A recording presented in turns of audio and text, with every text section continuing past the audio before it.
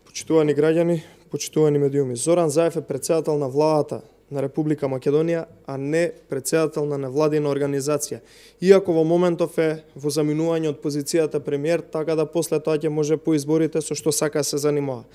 Кога Зоран Заев остварува средби, граѓаните имаат право да знаат за што се среќава и за што разговара.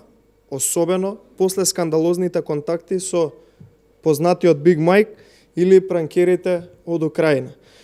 Почитувани, што била вистинската причина за средбата со Алекс Сорос? Образложението на владата дека разговарале за малиот Шенген со Србија и Албанија е несериозно.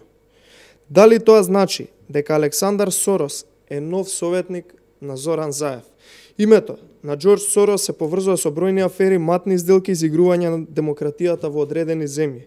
Зоран Заев очигледно е дека преку своите конекции повторно сака да креира атмосфера пред изборите и за време на кампањата каде што ќе може полесно да се обиде да украде волјата на граѓаните и сега за тоа ја бара поддршката од неговите сомнителни партнери кои вложија милиони за да го инсталираат на власт.